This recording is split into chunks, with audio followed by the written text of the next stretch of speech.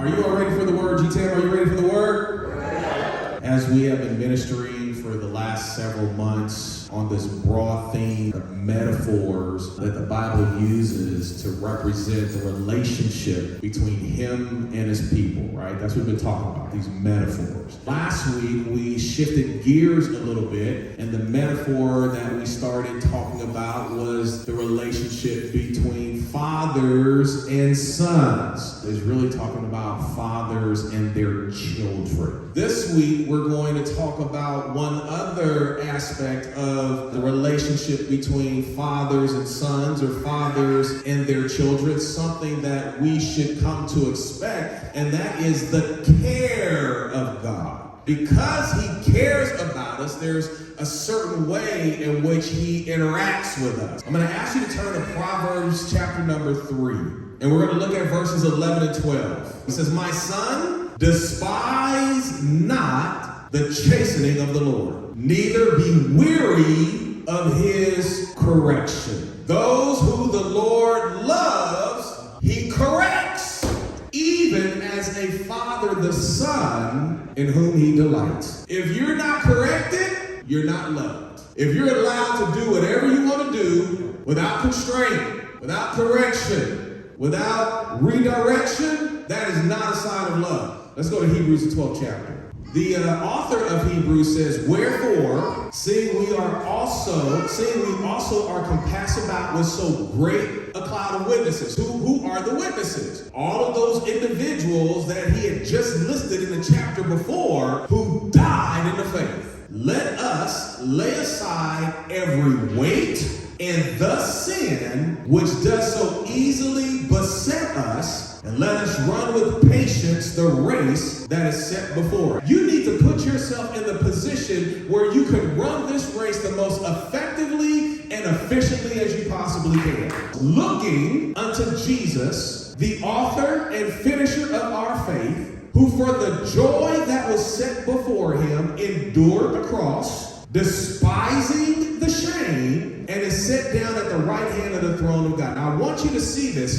He's saying, look at Jesus, because Jesus is going to be our role model. Jesus is going to be our example. Jesus is going to be who we look to on some of the examples that I'm getting ready to lay out for you. So look at verse number 3. "For consider him that endured such contradiction of sinners against himself, lest you be wearied and faint in your mind." So we have to look at Jesus as our role model and our example so that we can get the mental fortitude and the mental strength that we need to endure what's about to come upon us. He says this in verse number 4. You think you've gone through some things? You think you've experienced some things? You think you've had it hard? You think you've had some rough times? Oh, you're having a bad day? You have not yet resisted unto blood, striving against sin. I don't see no nails in your wrists. I don't see no blood coming from your ankles. Do you have a crown of thorns platted on your head? He says in verse number 5, "And have you forgotten the exhortation which speaketh unto you as unto" what? "Children. My son, despise not thou the chastening of the Lord, nor faint when you are rebuked of him. For whom the Lord loveth, he chasteneth, and scourgeth every son whom he receiveth." When we are being chastised by the Lord, he is dealing with us as sons. When God comes and corrects us, when God comes and rebukes us, when God comes and disciplines us, it is because he loves us. Can somebody say amen to that? And he is dealing with us as sons. He says this in verse number 7. "If you endure chastening, God deals with you as with sons. For what son is he whom the Father chastens not?" What kind of son is not disciplined? What kind of son is not corrected? What kind of son is not chastised when he gets off track? But because a father loves his child, because a father loves his son and wants to see him go the right way, when he drifts off track, the father will step in and lovingly bring discipline and correction and chastisement. Why? Because he loves him and realizes that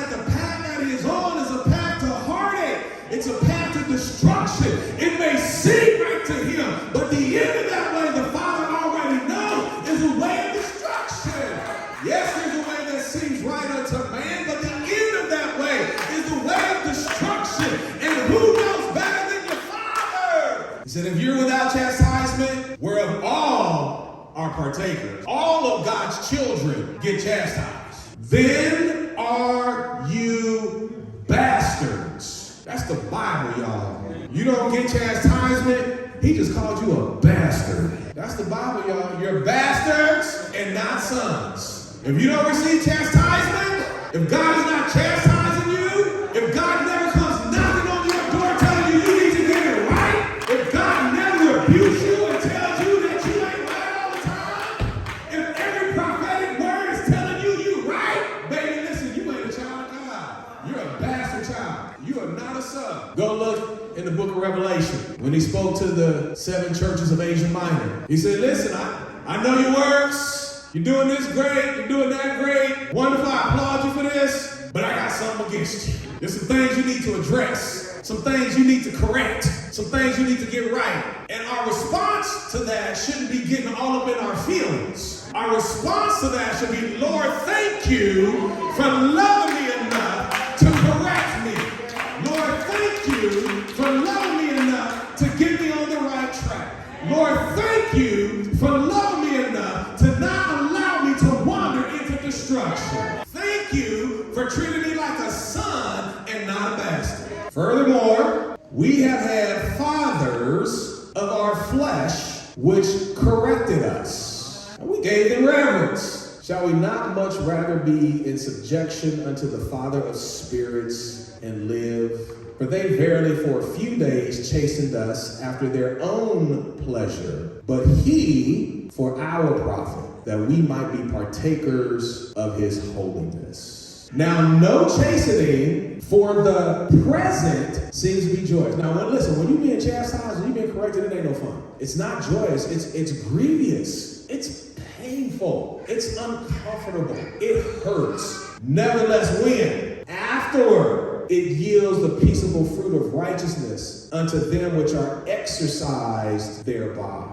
In the moment that we're being chastised, in the moment that we're being disciplined, it is no fun. But if we allow ourselves to experience it and we don't take it lightly and don't take it for granted, when we get on the other side of that chastisement, when we get on the other side of that correction, when we get on the other side of that discipline, then we will enjoy the peaceable fruit of righteousness, being in right standing with God, which is the whole point of chastisement, is to get us off of the wrong path and onto the right path, to get us off of the crooked path and to get us on the straight path, to keep us from wandering and get us back on the straight and narrow. That's the whole point. Wherefore, he says in verse number 12, lift up the hands which hang down and the feeble knees. Don't get discouraged. Don't get frustrated. Don't let the chastisement get you down. Because of God's chastisement, it has caused our knees to become feeble, paralyzed, to the point we are unmobilized. We don't have the ability to mobilize. We're frozen. We're stuck. We're locked in that position where we receive the chastisement. I'm all in my feelings. My feelings are hurt. I'm mad because this was said or this was done or this wasn't said or this wasn't done. And now I'm not able to move from that place. Make straight paths for your feet, lest that which is lame be turned out of the way, but let it rather be healed. Follow peace with all men, and holiness without which no man will see the Lord.